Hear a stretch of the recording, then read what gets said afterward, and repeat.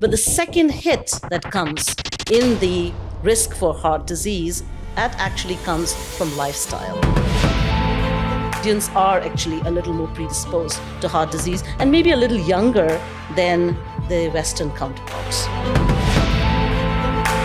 Future of wearable devices is absolutely amazing. They're getting slimmer, they are getting more sophisticated, they're getting more easy to use.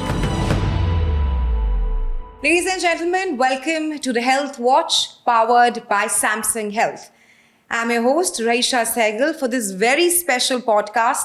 And today we will be talking about a topic which is very close to all our hearts. It's the prevalence of heart-related issues and how the advent of wearable devices can help us mitigate this very challenge. Well, gone are the days when heart-related issues were linked to the elderly people or people with perhaps erratic lifestyle. In contemporary times, in today's day and age, people who look seemingly healthy or even youngsters, they also are going through heart-related issues. So what are the reasons? Is it the changing lifestyle, the erratic lifestyle, or the lack of awareness? And how can this be mitigated? Can timely monitoring through wearable devices and corrective measures help us mitigate this challenge?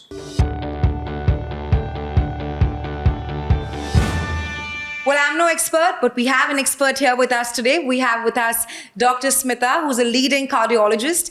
She has 15 years experience in cardiology, and she's also written around 150 articles in peer-reviewed journal. Thank you so much to be here with us today, Dr. Smita.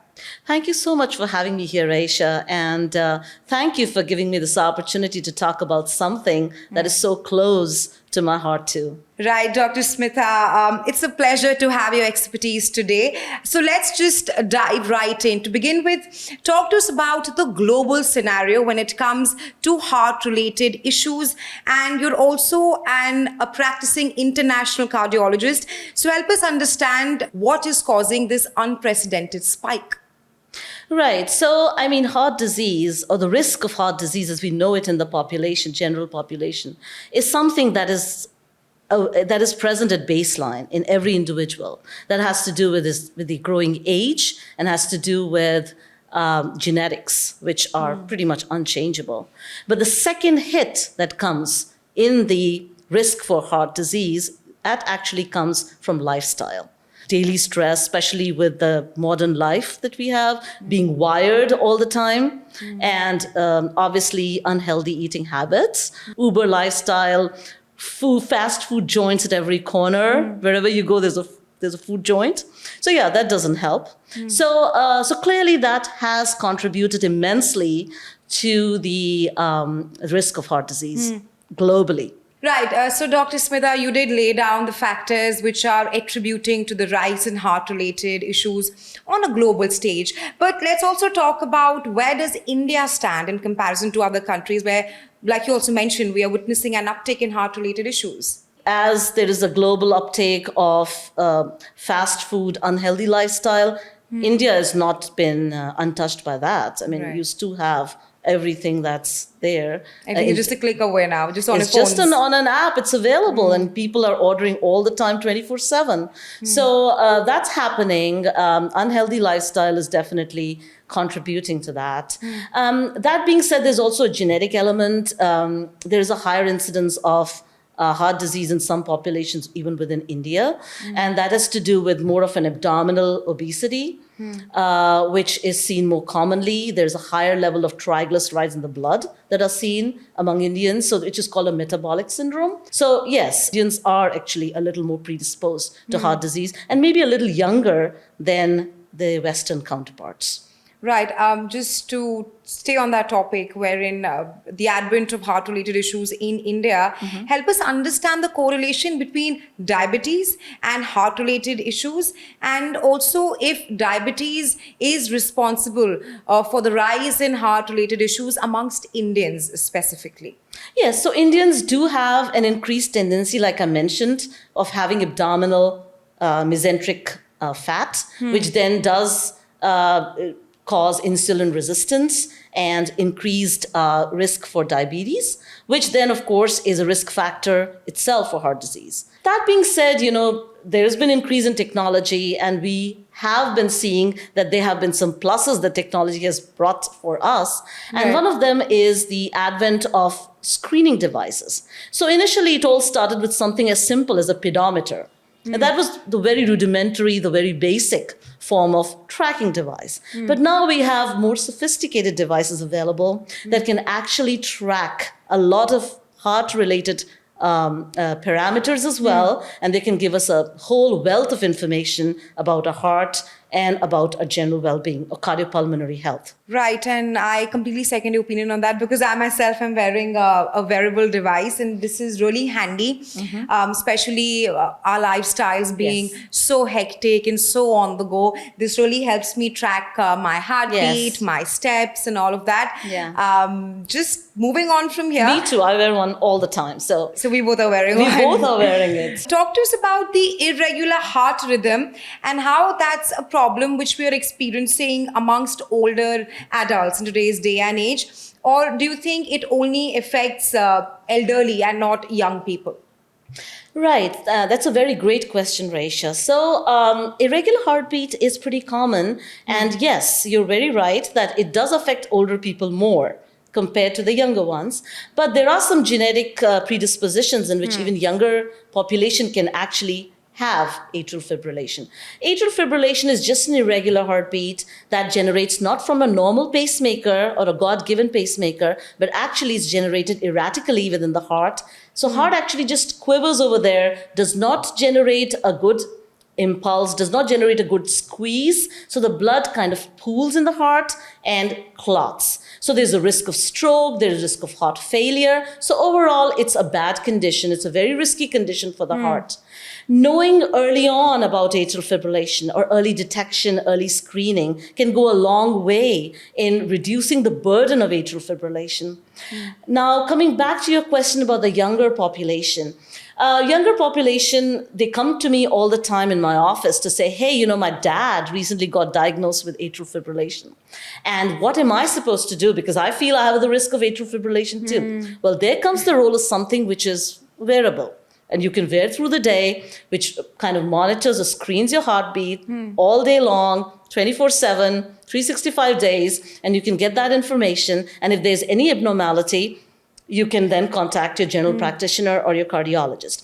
That being said, I want to put that disclaimer out that this is just a screening tool. This final diagnosis of atrial fibrillation has to be made by a doctor in the office using what is called a 12-lead electrocardiogram.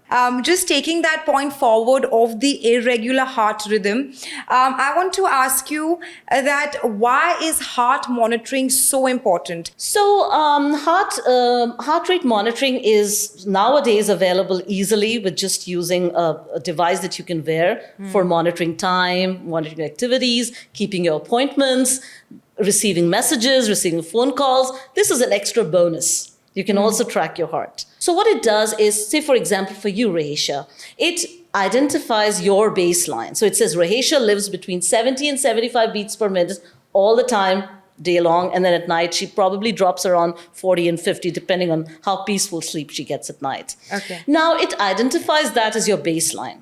If there is any deviation from that, it's going to pick that up. Yes, it's going to notify you that there has been a deviation and that you should look into it. So that's when you actually download your data, look into it and see what has changed. And that would give you maybe a good information. So that change in the heart rate variability may be something very useful for you.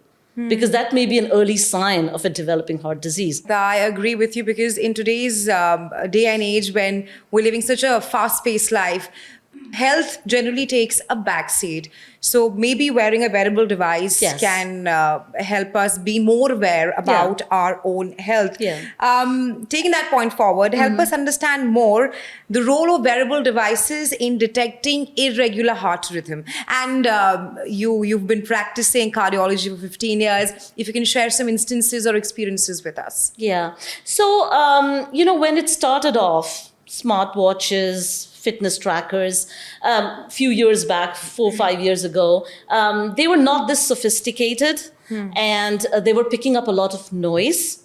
and artifacts. So the data that was brought to us was pretty much garbled. But I think it is honed a little bit, and now the data that we're getting is much better, much superior. On a personal note, I have been able to detect over the last 1 year, I've been able to detect 3 or 4 patients who actually came into my office with printouts of the ECG from this smartwatch. And basically they wanted me to look at it because it said atrial fibrillation on there. And clearly they wanted to have it looked at. And when I looked at it, yes, lo and behold, it was AFib on that ECG. Okay. I had to do the next step, which is a formal monitoring device, which is a Holter monitor or a cardiac event monitor that they wore for 7 days or 14 days, depending on how their preference. And then we were able to actually diagnose them with atrial fibrillation and treat them accordingly. Right, doctor, we did touch a lot upon how wearable devices help us detect heart rate and ECG, but beyond both of these, what other health parameters can people track using wearable devices? A lot, actually. Wearable devices can be a storehouse of health parameters, and they can be used as early screening tools for a lot of problems. So starting right off with oxygen levels in the blood, VO2 max, which is the cardiopulmonary health, sleep quality, sleep duration, steadiness of the gait. So those are some of the very useful things that you can actually parameters that you can actually get from a smartwatch or from a fitness tracking device. But I'm more curious to know about your health regime. Do you think technology is playing a good cop in your life? And how do you think wearable devices, it is rather helping you monitor your heart rate? That's a great question, Raisha. So I try to hit the gym and try to get my exercise about 200 minutes every week at least.